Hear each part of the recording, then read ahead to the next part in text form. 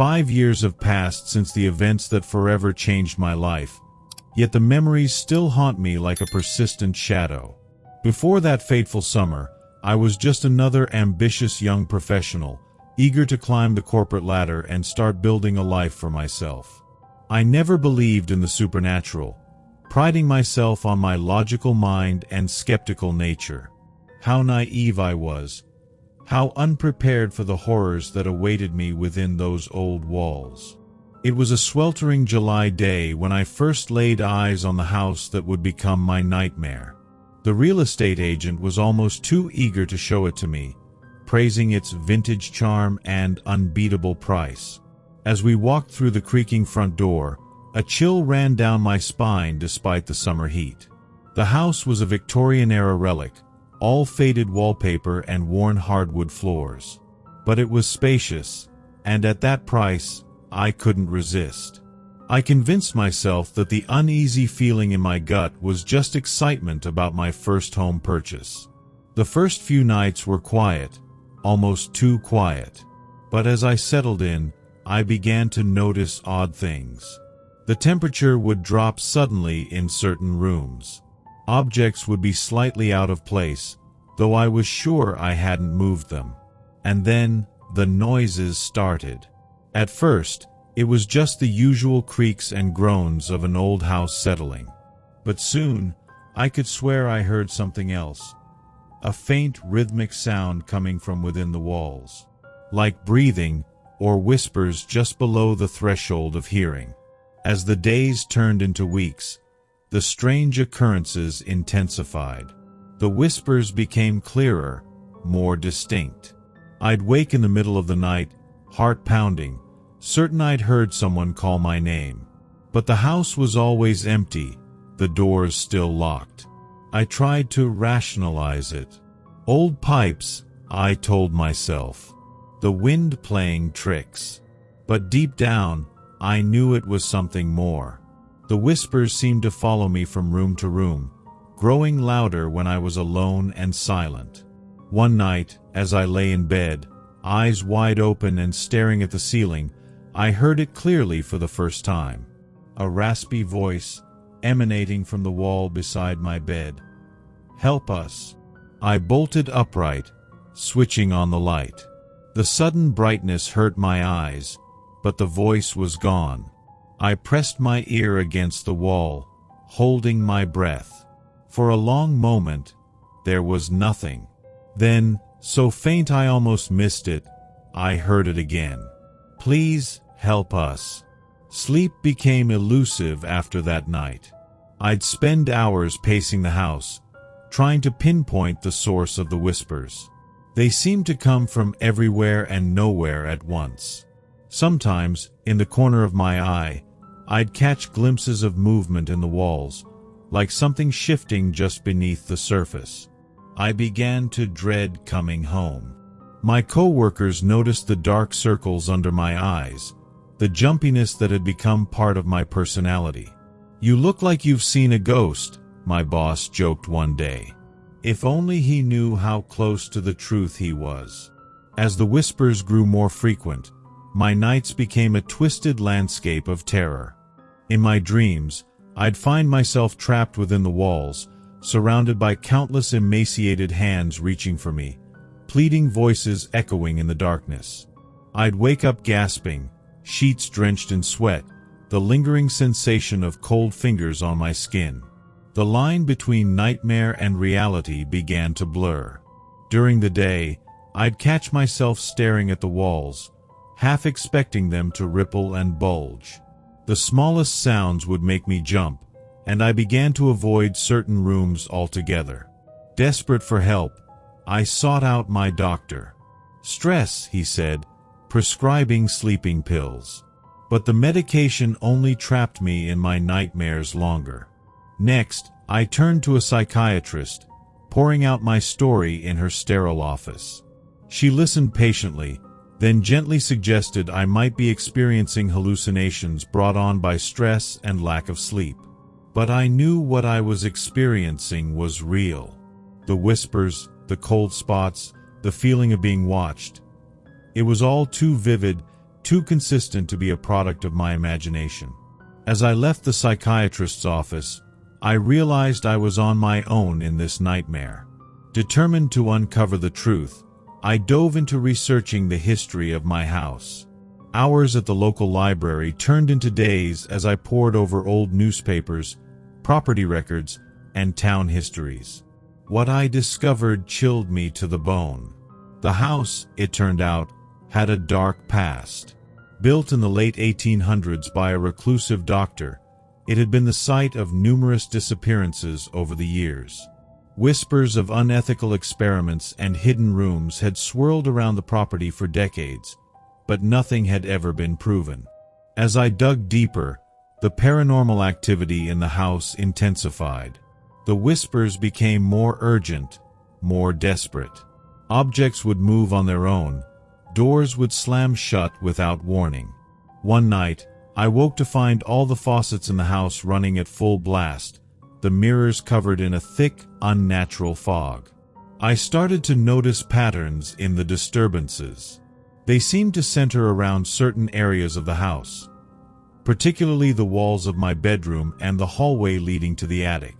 Using an old stethoscope, I spent hours listening to the walls, trying to map out the source of the sounds. What I heard defied explanation. Beyond the whispers, there were sounds of movement, of scratching, as if something or someone was trapped within the very structure of the house. The more I investigated, the more convinced I became that the walls themselves held a terrible secret. It was a stormy night when everything came to a head. The wind howled outside, rain lashing against the windows as if trying to break in. I sat in my living room, surrounded by stacks of research, the walls seeming to close in around me. Suddenly, a scream pierced the air, not from outside, but from within the walls themselves. I stumbled back, watching in horror as the wallpaper began to bulge and ripple. And then I saw them, fingernails, pushing through the paint, leaving long, jagged scratches in their wake. Heart pounding, I ran to my toolbox and grabbed a hammer. This was it. I had to know what was behind those walls, no matter the cost. With each swing, I felt a mixture of terror and determination. The drywall crumbled, revealing the wooden structure beneath. The scratching intensified, and I could hear the whispers clearly now, a chorus of pleading voices begging for release.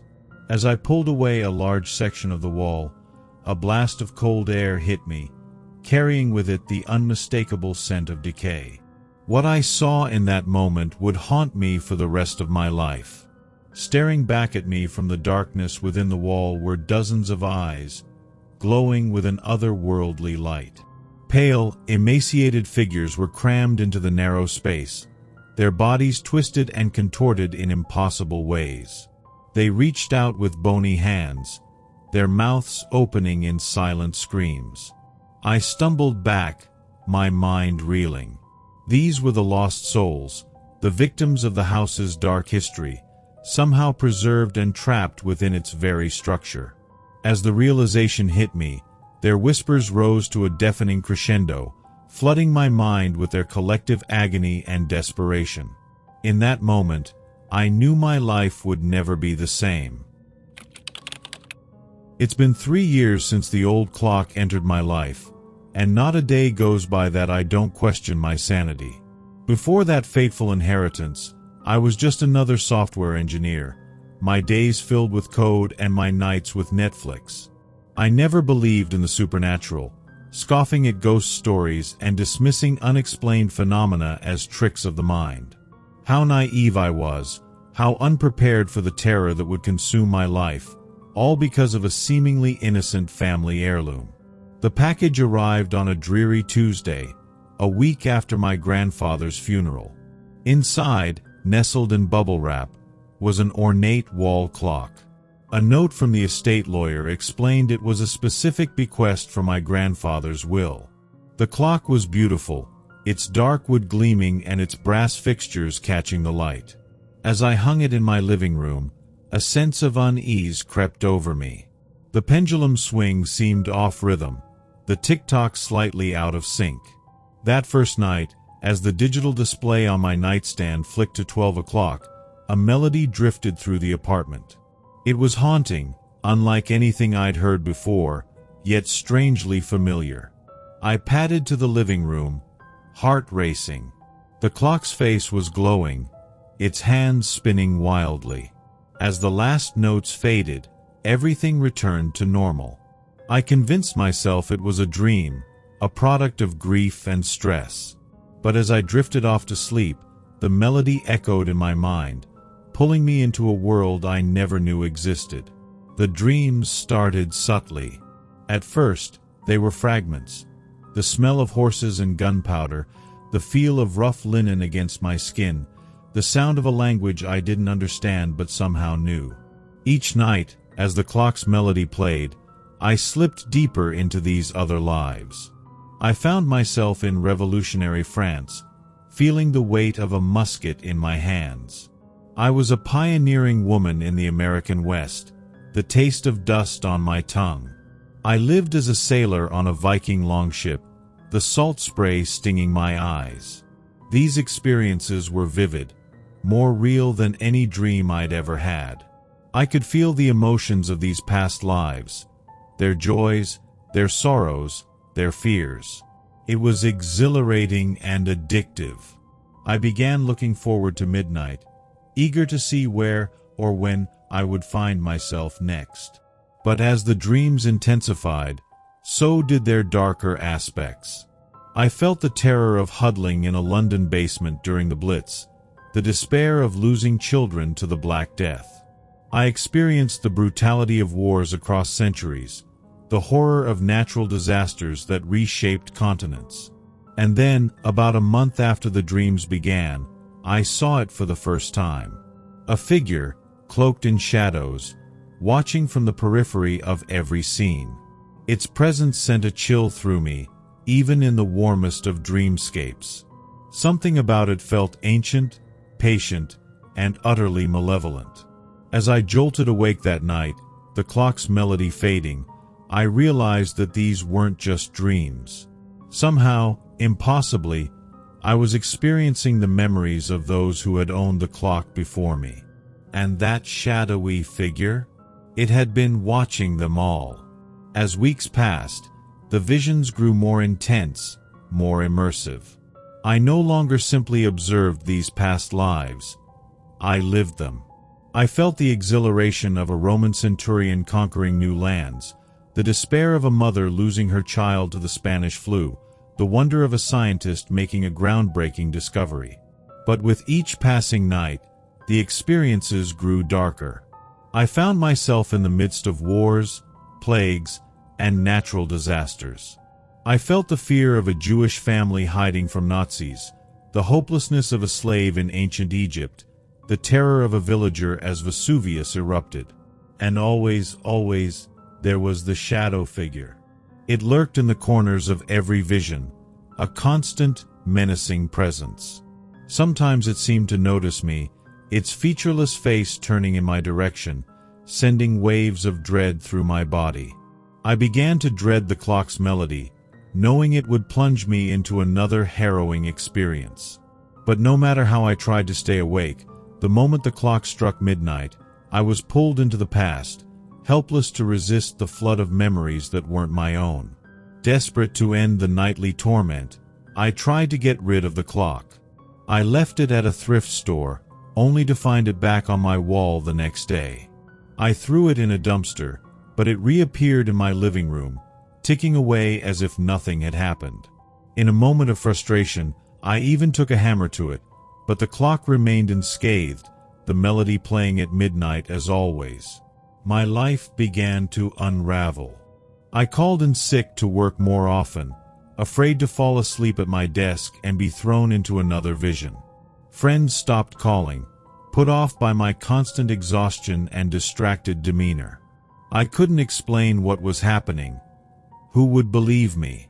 I sought help from a therapist, but how could I describe the vivid historical accuracy of my dreams or the oppressive presence of the shadow figure? The medication she prescribed did nothing to stop the visions. It only made me groggy and less able to distinguish between past and present. As my grip on reality weakened, the shadow figure grew bolder. I began to see glimpses of it in my waking hours, always just out of the corner of my eye. The line between my waking life and the visions blurred beyond recognition. I'd find myself in the middle of a conversation, unsure if I was speaking to a coworker or a fellow soldier in the trenches of World War I. The smell of my morning coffee would morph into the acrid scent of burning witches at the stake. The shadow figure was no longer content to remain in the background. It began to appear more frequently, both in my visions and in what I thought was reality. I'd catch glimpses of it in reflections, lurking behind me in store windows or mirrors. Sometimes, I'd feel its cold presence brush past me in empty rooms. My apartment became a minefield of temporal shifts.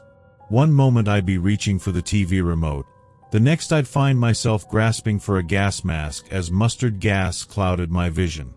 I stopped leaving the house, afraid of shifting into another time in public. Friends and family tried to intervene, concerned by my deteriorating state. But how could I explain that I was drowning in centuries of memories, haunted by a timeless entity that seemed to feed on human suffering? It all came to a head on a stormy night. As the clock struck midnight, the melody seemed to shake the very foundations of my apartment. I was thrust into a kaleidoscope of memories, centuries flashing by in seconds. Wars, famines, plagues, disasters, all of human suffering condensed into a terrifying montage. And there, at the center of it all, was the shadow figure. For the first time, I saw it clearly, a void in the shape of a man, its edges shifting and writhing. It reached for me with tendrils of darkness, and I knew with chilling certainty that if it touched me, I would be lost forever. In that moment of terror, I understood the true nature of the clock and the entity that had haunted its owners through time. This was a creature that fed on human misery, using the clock to traverse history and witness our darkest moments. I was just another software developer, my days filled with code and my nights with Netflix. I never believed in the supernatural, always priding myself on my logical mind. How naive I was, how unprepared for the horror that would consume my life, all because of an old mirror I found in my grandmother's basement. The call came on a dreary Tuesday afternoon. My grandmother had passed away, leaving me her old Victorian house on the outskirts of town. I'd always loved that house as a child, with its creaky floorboards and hidden nooks. Now, as the sole heir, it was mine to do with as I pleased. The first few days of clearing out the house were uneventful. It wasn't until I ventured into the basement that everything changed. There, covered in a dusty sheet, stood an ornate full-length mirror. Its silver frame was tarnished, but the glass was surprisingly clear. Something about it drew me in, and without thinking, I decided to hang it in my bedroom. As I carried the mirror upstairs, a chill ran down my spine. I dismissed it as a draft from the old house, but looking back, I realize it was the first warning. If only I had listened to that instinct, perhaps I could have avoided the nightmare that followed. That night, as I drifted off to sleep, I could have sworn I heard a faint whisper coming from the mirror's direction. But surely, that was just my imagination. The next morning, I woke to a strange sensation. My arms itched, and when I looked down, I was horrified to see long, red scratches marring my skin. I had no memory of injuring myself, and my nails were too short to have caused such damage. Puzzled and slightly unnerved, I went about my day, trying to rationalize what had happened. But as the days passed, more inexplicable events occurred. Every morning, I'd wake to new scratches on my body. At night, I'd hear whispers emanating from the mirror, too faint to make out words but undeniably present. I told myself it was just the old house settling, my mind playing tricks on me. But deep down, a growing sense of unease took root. The breaking point came about a week after I'd hung the mirror. I was getting ready for bed, absently glancing at my reflection as I brushed my teeth. That's when I saw it. My reflection smiled at me, a malicious grin that sent chills down my spine. But I wasn't smiling. For a split second, my reflection had moved independently of me. I dropped my toothbrush, backing away from the mirror in shock. But when I looked again, everything seemed normal. My reflection mimicked my terrified expression perfectly. I spent the rest of the night convincing myself it had been a trick of the light, a result of too little sleep. But as I finally drifted off, the whispers from the mirror seemed louder, more insistent.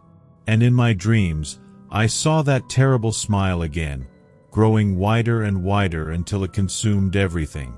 As the strange occurrences intensified, I became desperate to rid myself of the mirror. I tried giving it away, but no one wanted it.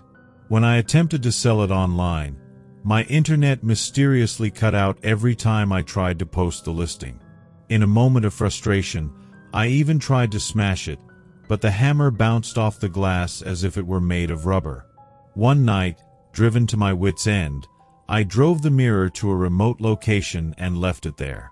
I felt a weight lift off my shoulders as I drove away. But when I returned home, my blood ran cold. The mirror was back in my bedroom, not a speck of dust on its gleaming surface. With each failed attempt to get rid of the mirror, the paranormal activity grew worse. The whispers became louder, almost intelligible. Sometimes, I'd catch glimpses of movement in the mirror out of the corner of my eye, only to find nothing when I looked directly at it. I began to dread going home, spending long hours at work or in coffee shops. But no matter how long I stayed away, the mirror was always there, waiting. As weeks turned into months, I noticed subtle changes in my appearance. My once vibrant eyes seemed sunken, surrounded by dark circles that no amount of sleep could erase. My skin took on a sickly pallor, as if I were fading away. More disturbing were the lapses in my memory. I'd find myself in different rooms of the house with no recollection of how I got there. Once, I woke up in the basement, staring at the spot where I'd first found the mirror, with no memory of leaving my bed. My colleagues at work started to comment on my appearance and behavior. "Are you feeling all right?" they'd ask, concern evident in their voices. But how could I explain what was happening? Who would believe me? I began to feel disconnected from reality, as if I were watching my life unfold from behind a veil. Sometimes, I'd catch my reflection in other mirrors or windows, and for a split second, it didn't look like me at all. There was something off about it, something malevolent lurking behind my own eyes. As my grip on reality weakened, a terrifying thought began to take root. What if the person in the mirror was becoming more real than I was? It all came to a head on a stormy night, exactly 6 months after I'd brought the mirror into my home. I woke suddenly, drawn from a nightmare by a sound I couldn't identify. As I opened my eyes, I realized I was standing in front of the mirror, though I had no memory of getting out of bed. Lightning flashed outside, illuminating the room in brief, stark bursts. In those flashes, I saw my reflection grin at me, that same malicious smile I'd glimpsed months ago. But this time, it didn't fade away. My reflection raised its hand, pressing it against the glass from the other side. Horrified, I realized my own hand was mimicking the action, as if pulled by invisible strings. I tried to pull away, but my body wouldn't respond. Panic rose in my throat as I watched my reflection mouth words I couldn't hear. With each passing second, I felt a strange sensation, as if I were being pulled toward the mirror. In a final, desperate attempt to break free, I summoned all my willpower and screamed. But as the sound left my lips, something impossible happened. I felt myself falling forward, through the glass, as if it were nothing more than water. For a brief, terrifying moment, I was face to face with my reflection, but it wasn't me anymore. It was something else, something that had been waiting all this time. As we passed each other, I saw triumph in its eyes. And then, with a sickening lurch, I found myself on the other side of the glass. Now, I exist as a mere reflection, trapped behind the glass I once thought was just a mirror. I watch helplessly as the thing that took my place lives my life, wearing my face, speaking with my voice. It fools everyone. My friends, my family, my colleagues. No one suspects that the person they're talking to isn't really me. I try desperately to communicate, to warn those I love about the imposter in their midst. But my words are nothing more than unintelligible whispers to them, easily dismissed as the creaks of an old house or the wind in the trees. As days turn to weeks and weeks to months, I'm left to ponder the nature of reality and identity. Was I always destined for this fate? Are there others like me, trapped behind reflective surfaces, silently screaming for help that will never come? And most terrifying of all, how many of the reflections we see every day are really prisoners like me, while something else walks free in their place? 6 months have passed since that fateful night at the radio station, yet the memory of it still haunts my every waking moment. Before the incident, I was just another radio technician, content with my quiet life in our small town. I'd always been fascinated by the invisible waves that carried voices and music through the air, but I never imagined they could carry something far more sinister. Now, as I sit in my darkened apartment, ears straining for any hint of that dreaded frequency, I can't help but wonder if I'll ever know peace again. It was a typically quiet night shift at WKRP, our local radio station. As the clock ticked past 2 a.m., I was running routine checks on our equipment when I first heard it, a strange, persistent static cutting through the usual clean signal. Frowning, I adjusted the dials, trying to clear the interference, but it only seemed to grow stronger. Curious, I put on my headphones to listen more closely. That's when I heard it. Beneath the static, barely audible, were whispers. Not the kind of interference you'd typically pick up, but actual human-like whispers, though in no language I could recognize. A chill ran down my spine as I realized this wasn't coming from any of our usual frequencies. I scanned through different bandwidths, trying to isolate the source, but the signal seemed to be everywhere and nowhere at once. As the night wore on, I became increasingly fascinated and unnerved by the mysterious frequency. I recorded samples, made notes, and tried every trick I knew to clean up the signal. But no matter what I did, those whispers remained just out of reach of comprehension. Little did I know, in my curiosity, I had opened a door that was never meant to be opened. A door to something ancient, something hungry, something that had been waiting for someone like me to listen. Over the next few weeks, I became obsessed with the strange frequency. Every night shift, I would tune in, recording hours of the eerie static and whispers. During the day, I pored over the recordings, using every audio analysis tool at my disposal to try and decipher the messages hidden within. Slowly, painfully, words began to emerge from the chaos. The first word I clearly understood sent a shiver down my spine. Fear. It was quickly followed by others. Darkness, come, open.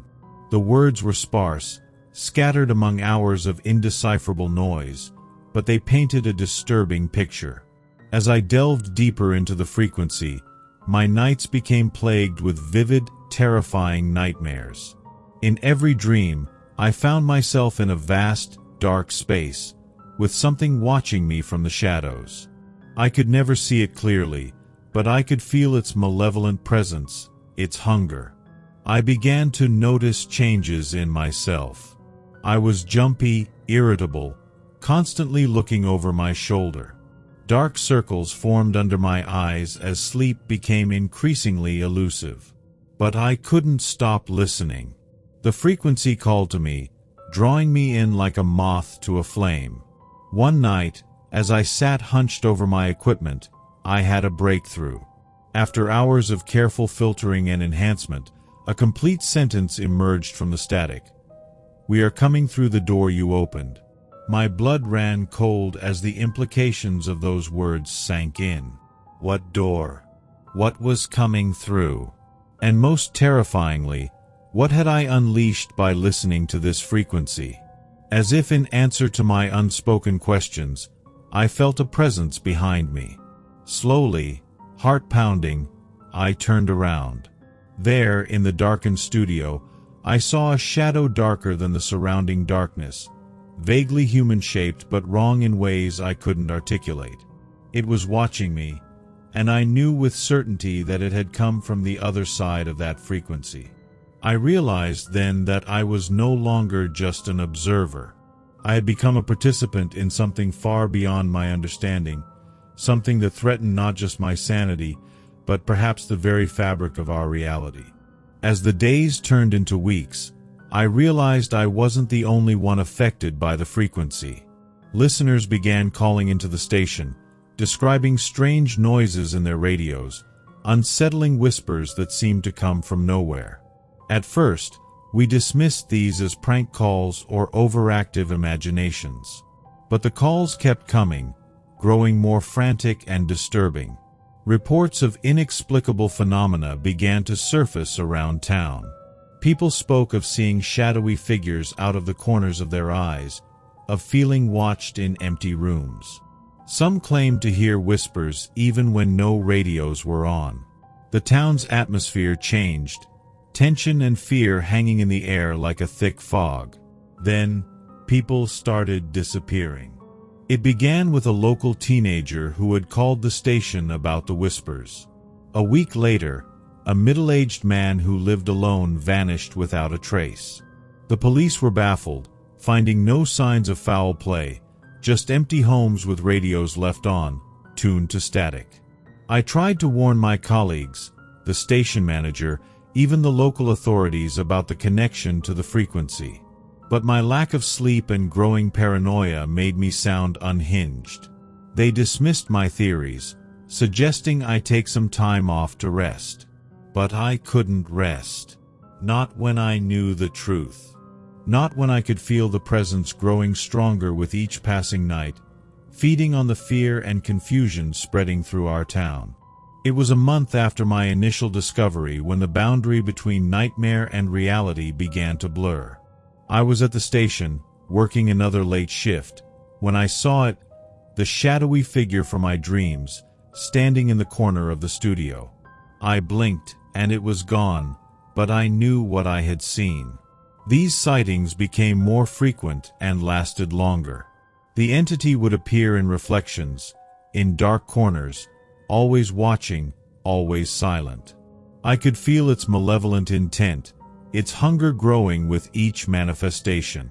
Sleep became almost impossible.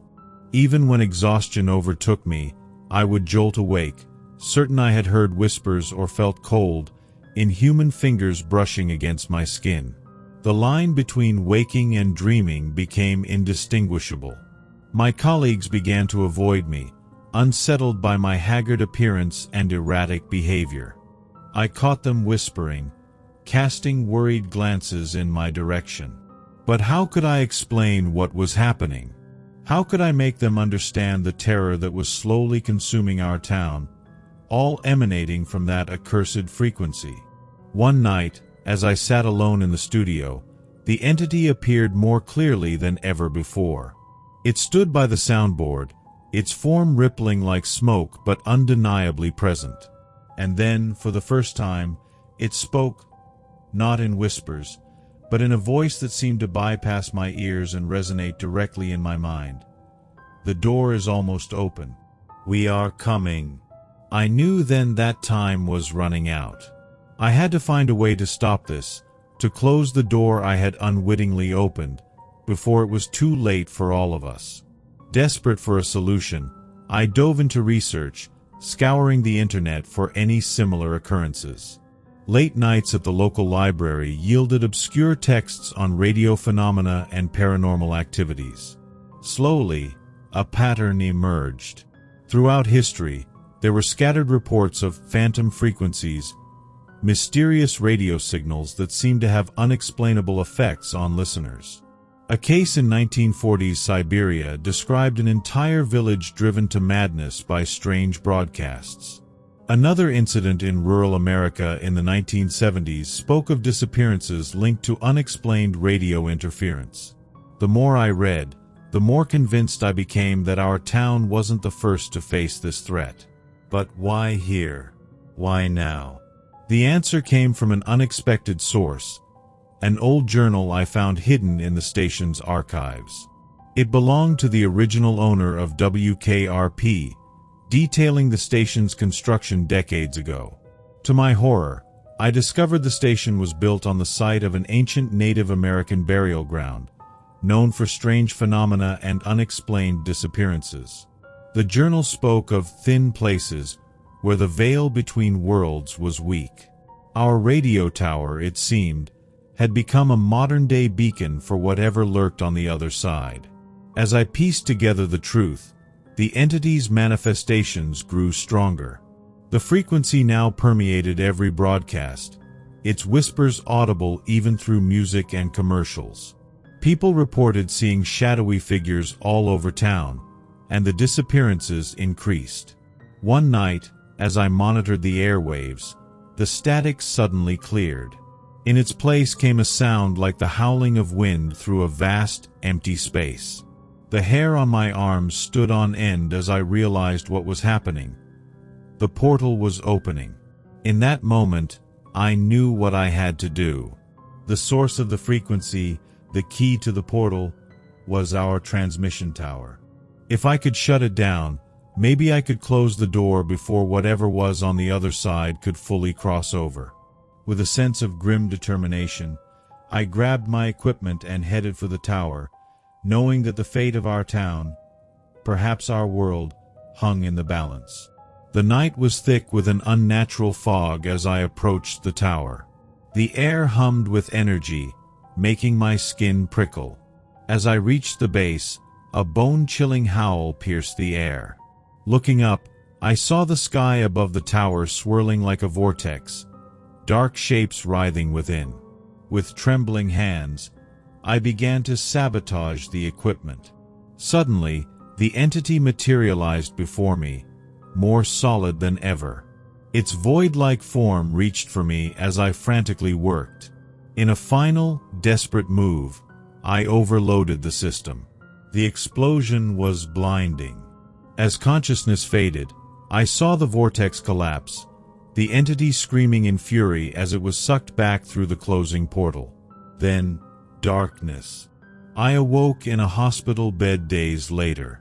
The frequency was gone, the disappearances stopped.